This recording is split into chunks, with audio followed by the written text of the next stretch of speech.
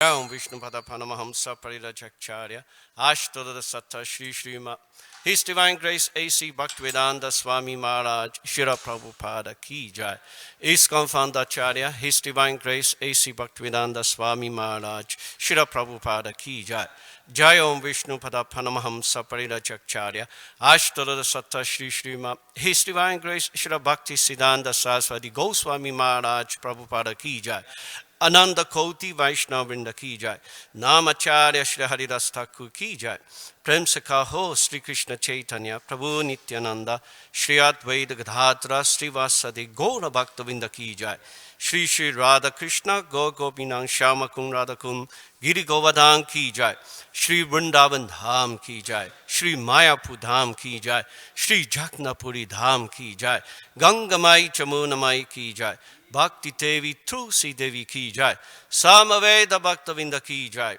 Transcendental Book Distribution Ki Jai Transcendental Prasadana Distribution Ki Jai Harinama Sankirtan Ki Jai ISKCON Yottvagadam Ki Jai Nitai Gauda Pramanandi Haribo Haribo All glories to the Sambodhi Bodhis Hare Krishna All glories to the Sambodhi Bodhis Hare Krishna All glories to the Sambodhi Bodhis Hare Krishna All glories to Shri Guru and Shri Gauranga. Om Namo Bhagavate Vasudevaya. Om Namo Bhagavate Vasudevaya. Om Namo Bhagavate Vasudevaya. Narayana Namaskritya Naranchaiva Narottamam Devin Saraswatin Vyasam Tato Jayam Uditayet Nasta Prayeshu Abhadreshu Nityam Bhagavata Sevaya Bhagavati Udamashnoke Bhaktir Bhavati Naistiki.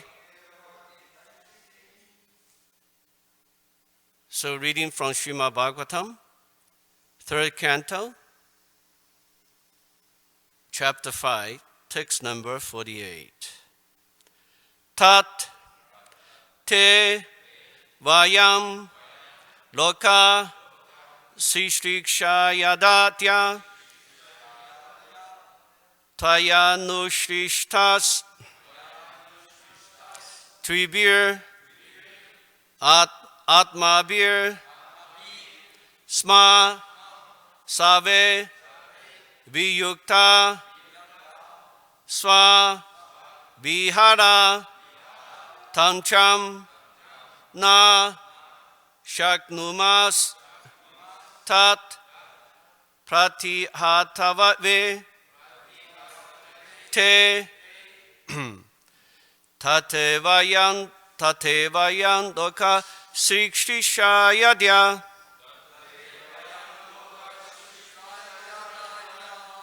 Tvayanushishtas Tribi Atma Bisma Savevi Yukta Svaviharatamcham Nashaknu mastat pratihatavete Tatevayam doka shrishishayadya Tvayanushishtas tribi atma bisma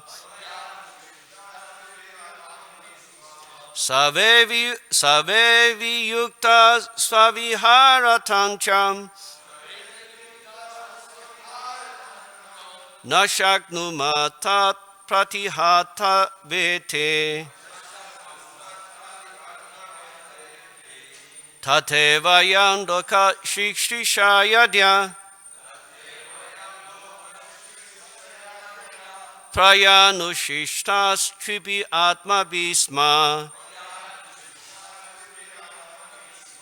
Sarve viyukta svaviharatancham na shaknumata pratihatavete.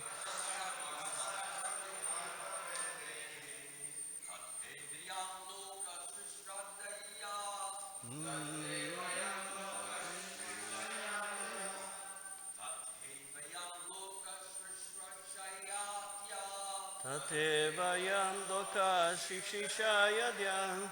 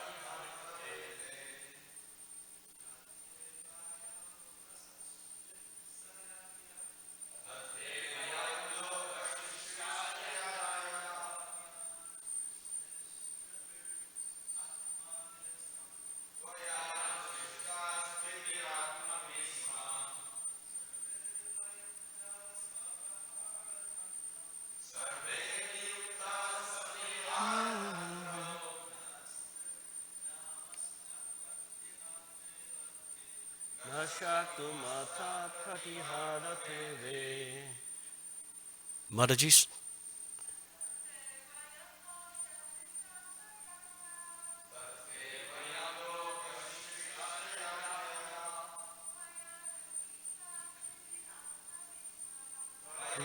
Shishtas Chibiratmavisma.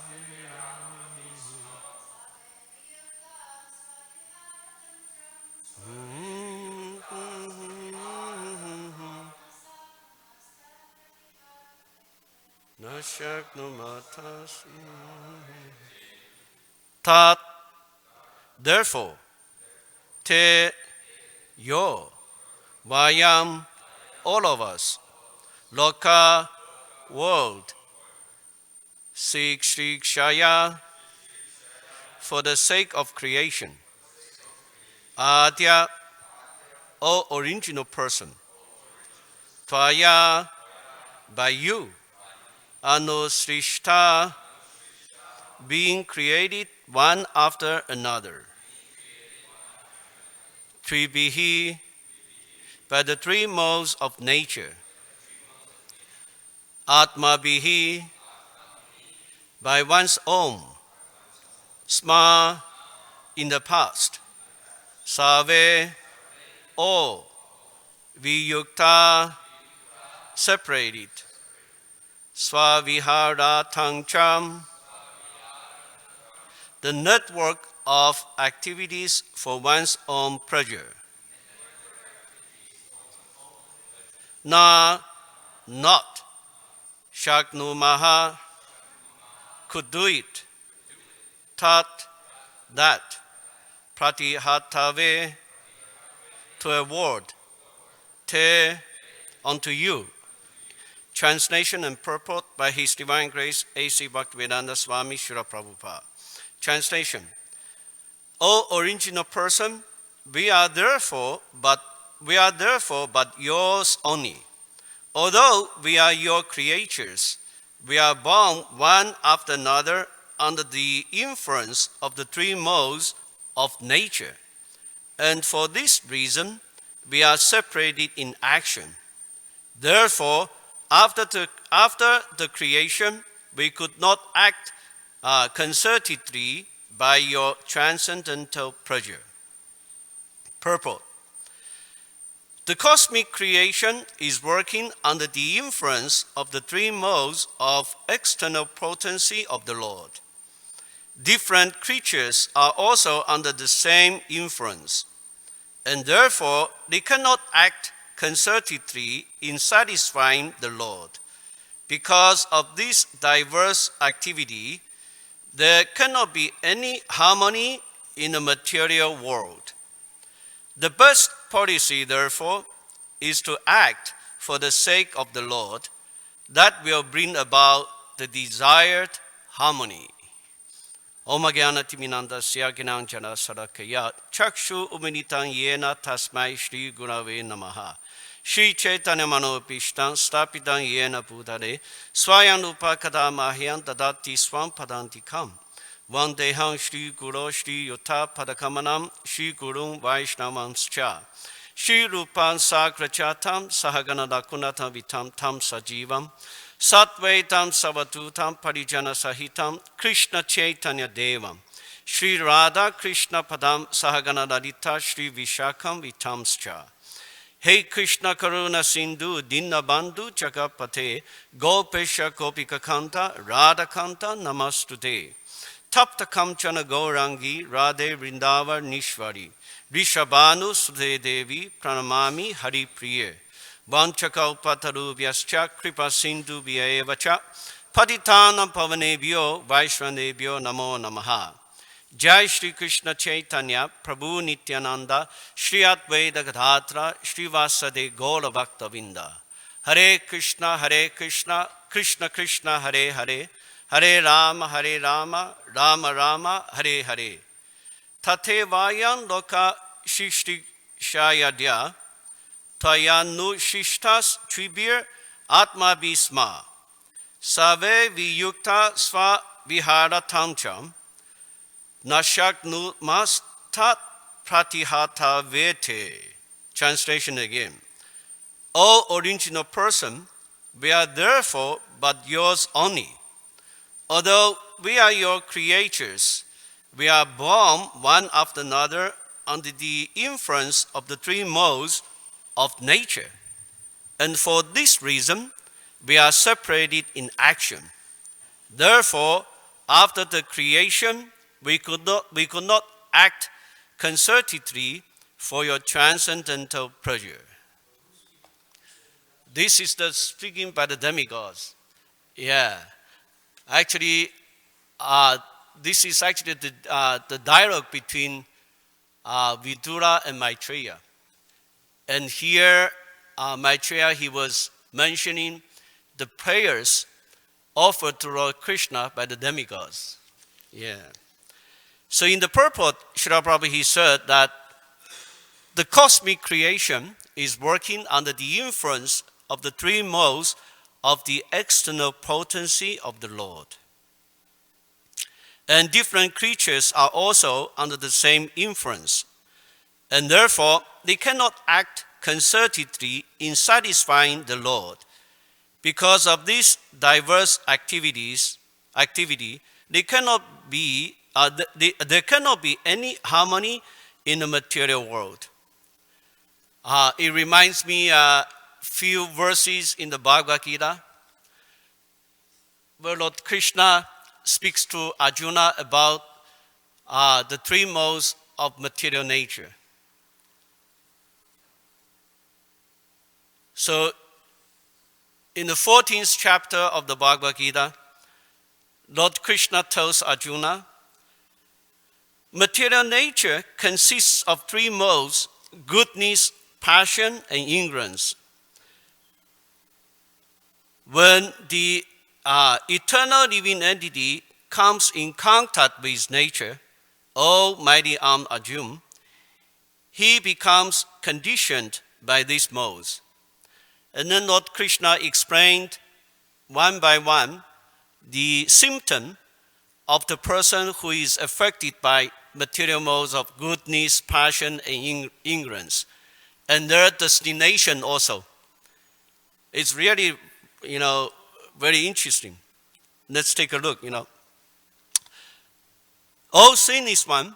The modes of goodness, being purer than the others, is illuminating and is free one from all sinful reactions. Those situated in that mode become conditioned by a sense of happiness and knowledge. So this is the one who is affected by the modes of goodness. So a person who is affected by the modes of goodness, he is conditioned by a sense of happiness and knowledge. Yeah. And then Lord Krishna continued to explain the person who is affected by the passion. The mode of passion is born of unlimited desires and longings, O son of Kunti. And because of this, the embodied living entity is bound to material fruitive actions. So, person who is affected by the modes of passion, his symptom is he is conditioned by he is bound to material fruitive actions. And then Krishna explains the person who is affected by the modes of darkness.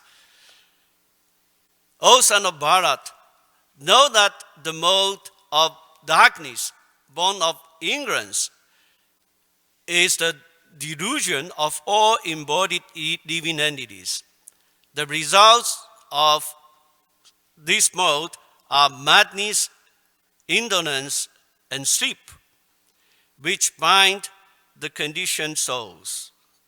So the symptom of of a person who is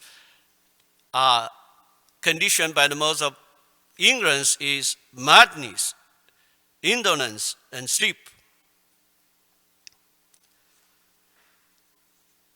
O son of Bharat, the mode of goodness, conditions one to happiness. Passion conditions one to fruitive action, and ignorance, covering one's knowledge, binds one to madness. And then Krishna continued explaining, the interactions of these three modes. Krishna said that sometimes the mode of goodness becomes prominent, defeating the modes of passion and ignorance, O son of Bharat. Sometimes the mode of passion defeats goodness and ignorance, and at other times, ignorance defeats goodness and passion. In this way, there is always competition for supremacy.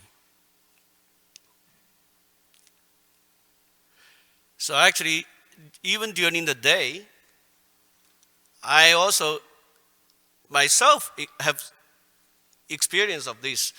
Like for example, in the morning, the mind is much more peaceful. It's actually, it's more in the modes of goodness. But as day goes by, the mind can be easily influenced by passion and ignorance. Yeah, and that's why it is always, to do the spiritual activities in the morning. Yeah, when the mind is more in the modes of goodness. And then Krishna continued to explain by saying, the manifestation of the mode of goodness can be experienced when all the gates of the body are illuminated by knowledge. O chief of Bharat, when there is an increase in the modes of passion and symptom, when there is an increase in the mode of passion, the symptom of great attachment fruitive activity, intense endeavor, and uncontrollable desire and hankering develop. Krishna actually continue explaining, those persons who are affected by the modes of passion.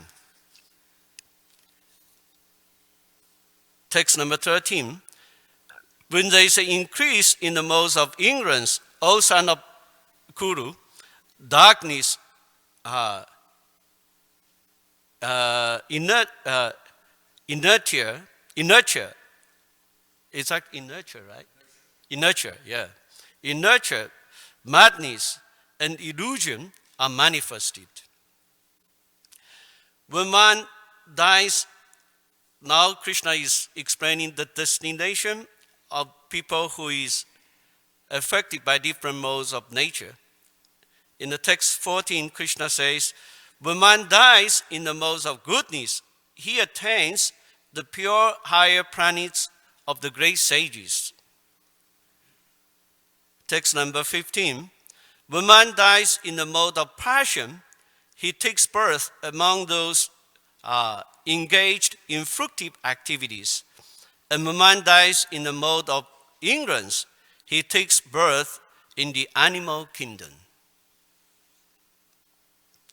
Text number 16, the result of pious action is pure and is said to be in the mode of goodness. But action done in the mode of passion result in misery, and action performed in the mode of ignorance results in foolishness. Text number 17. From the mode of goodness, real knowledge develops. From the modes of passion, greedy develops. And from the mode of ignorance, develop foolishness, madness, and illusion. Text number 18. Those situated in the mode of goodness gradually go upward to the higher planets. Those in the mode of passion lives on the earthly planets, and those in the abominable mode of ignorance goes down to the hellish worlds. Text number 19. When one properly sees that in all activities no other performer is at work than these modes of nature, and he sees the Supreme Lord, who is transcendental to all these modes, he attains my spiritual nature. Text number 20. When the embodied being is able to transcend these three modes associated with the material body, he can become free from birth, death, old age, and their distresses, and can enjoy nectar even in this life. So that's the first thing I thought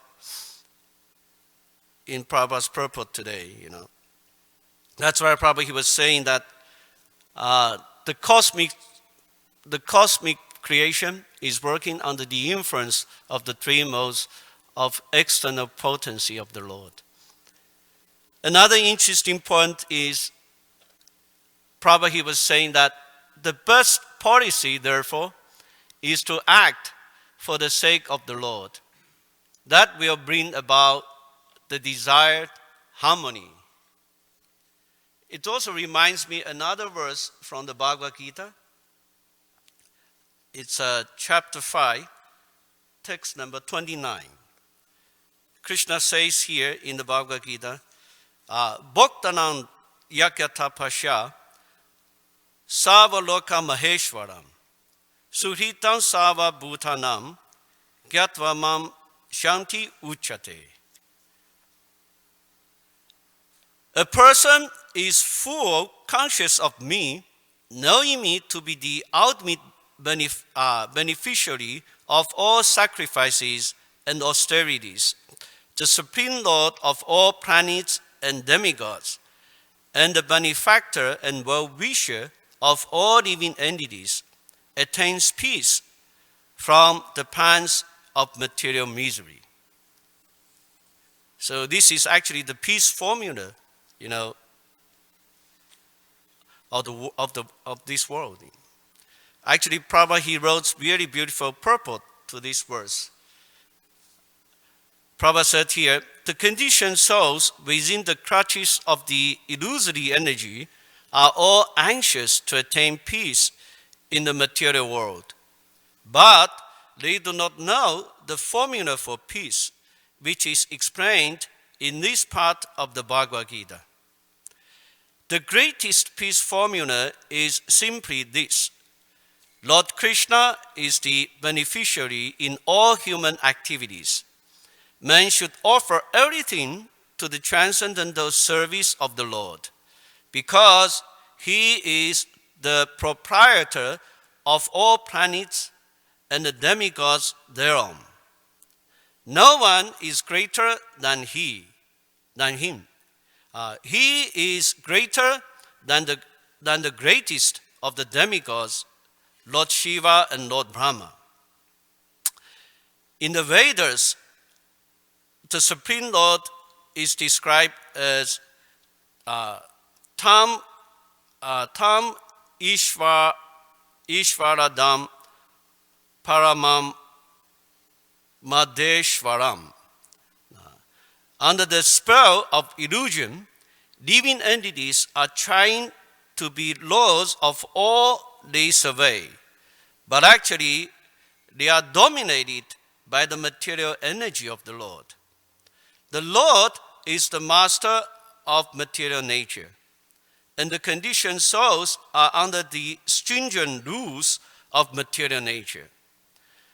Unless one understands these bare facts, it is not possible to achieve peace in the world, either individually or collectively. This is the sense of Krishna consciousness.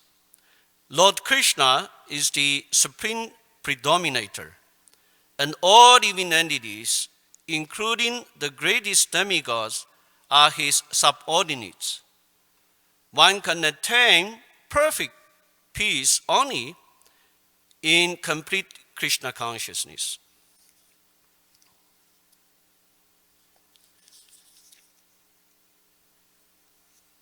That's why, Prabhu, he was saying in today's purport that the best policy, therefore, is to act for the sake of the Lord, and that will bring about the desired harmony. So I just stop here. And any questions or comments?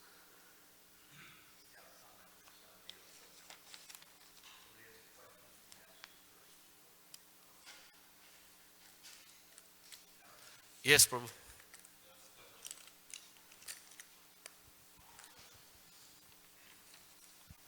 Does the so that was a good class, Prabhu. Thank you.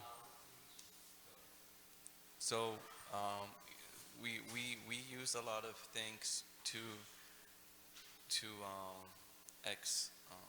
we use we talked about the three modes, right?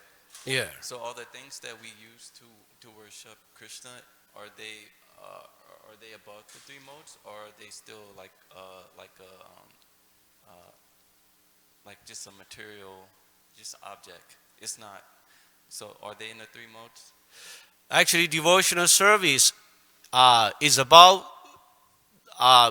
these material modes of nature. Devotional service, they are all transcendental. Yeah, it looks like the devotees, they are still doing a lot of things like the other materialist people are doing. Like the devotees, they are also going to the market and buy vegetables. They are still, cooking, cutting the vegetables in the kitchen.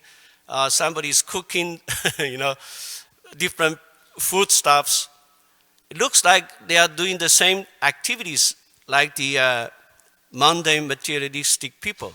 But the purpose for doing this is to please the Supreme Lord. So they are actually on the transcendental plane. They are about the influence of three material modes of nature. Yeah. Is that answer your question? Yeah, I have a comment. Yes, Prabhu. Yes, Maharaj. Anybody else? No? Okay, I would just like to make a comment on this class. I want to thank you very much for kind of spreading it all out in front of us. Mode of goodness, mode of passion, mode of ignorance, like that, so that we can understand what is the whole point of this. What is being said by the Bhagavad Gita? It's being said is that these three modes, when they afflict us or affect us, keep us bound to this material world. Whether it's goodness, then you become very enamored of people praising you for all the nice things that you're doing. And you want to stay in the material world to get more and more of those praises and honor and glory. But that will not help us come to the ultimate realization, which is to know God, serve God, love God, and give our all to God. That's the goal. But if we get stuck in our own glorification, what is the value? That is simply the mode of goodness, but it doesn't do us any good because we stay in the material world, which is not where we're supposed to be. The second thing that I wanted to make is also the mode of passion. Mode of passion is, as you mentioned, is fruitive. We want some fruit. We want to get something for what we do. And we want to feel bigger and better and greater and higher from that which we get. So that keeps us in this material world. And when it keeps us in the material world, it means it keeps us in misery. If I get it, I'm happy. If I don't get it, I'm miserable. And that's the way life goes. Up and down, up and down, up and down. Now, in the mode of ignorance, as you were mentioning before, nobody wants to be in that mode because it's a sleepy mode. It's a logy mode, a listless mode. It's a non-doing thing. Non-doing means you're just lazy around. That's the mode of ignorance. And that will surely keep us here because you have nothing, you get nothing, nobody cares about you, you don't care about anybody else, you have no energy, no zest, no vitality, no vigor. So therefore the mode of ignorance is something we don't want to be caught up in because it will keep us here and you'll sleep 24 hours a day. I don't think anybody wants that. Sleep 24 hours a day? Anybody like it? If I get through 6 or 8, that's more than enough. And I think most of us, it's the same thing. The most important thing is what is most important that what you're talking about, and that is we should focus upon the absolute truth in his beautiful, lovable, adorable, bow-downable form. And by doing that, what happens is that instead of being stuck in this material world, the Lord lifts us up with this transcendental energy, with this transcendental love, with this transcendental abilities, and engages us in activities which will gradually purify us, strengthen us, lift us, so that ultimately we get out of this material world and come to the spiritual world, which is all bliss, all peace, all love, all joy, all happiness. That's what the spiritual world is. There's no misery there. It's all good.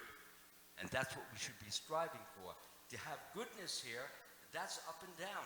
But goodness in the spiritual world is a different kind of goodness. It's a transcendental goodness. Transcendental goodness means goodness which is associated with the loving service of the Supreme Lord. And that's it. Thank you very much, Maharaj. That's a beautiful comment, Thank you. Yeah, thank you. Hare Krishna. Any other thing else? Okay. Oh, yes. To the Prabhu. Yes, please.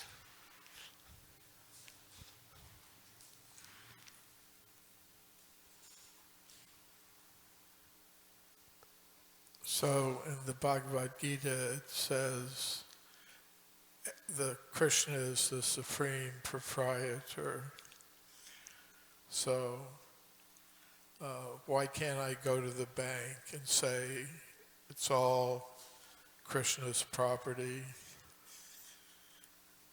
I'm Krishna's devotee. I want to use it in Krishna's service.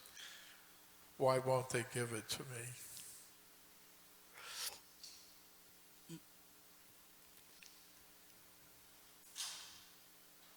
Actually, I do not know how to answer your question, but anybody knows how to answer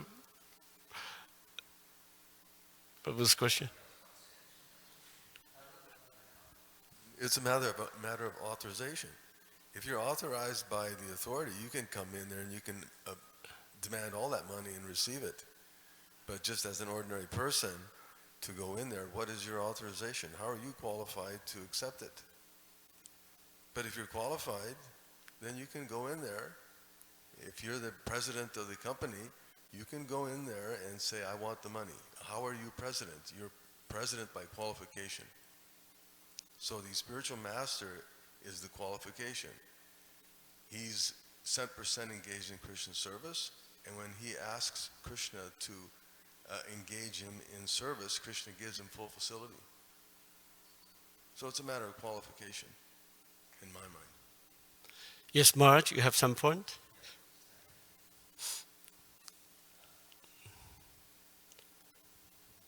Just to try to add to Naikatma's statement, is that this is a world which is set up with do's and don'ts, rights and wrongs, in order for the society to function properly. Okay? So, if I simply say to the bank teller, I want that money, and then he will say, well, is it yours? I said, well, what difference? It belongs to God. Yeah, but it doesn't belong to you. If it belongs to God, you have no right to take God's money. So, therefore, he has no business giving me that which is not mine. It belongs to the Lord. If it belongs to me, if it's in my account, then I can say, yes, give me that money because I put it there. So a world is run in such a way that people can, as you said, put their money in the bank, keep it there, or take it out, as this case may be. But I can't take anybody's money because it belongs to somebody else who earned it, who put it there, and who will put it there for the purpose of using it at a possibly later date. So therefore, if everybody were to just take, then everything would collapse under chaos. But when there is chaos, but when you have restriction, when you have rules, when you have regulations, then things can run in an orderly fashion so that people who, as we said, put their money in can take it out. And you didn't take it out because it's not yours. But it's still there for me because the bank wouldn't let anybody take it except me. And why me? Because I got the little card with the little number on it that pertains to that amount of money. So it has to do with chaos and orderliness. You can't have an orderly society unless you have rules and regulations in which people obey those rules and regulations. If they don't, they just come in, they want to rob the bank, they want to take money. No, the society falls apart. That's why we have police, we have soldiers, we have all these other things to keep things in check so that things may go on smoothly. That's the best I can come up with. Thank you much for your explanation. And also, I thought another point that actually ultimately, although the bank teller may say, that money doesn't belong to me, actually the money doesn't belong to him also.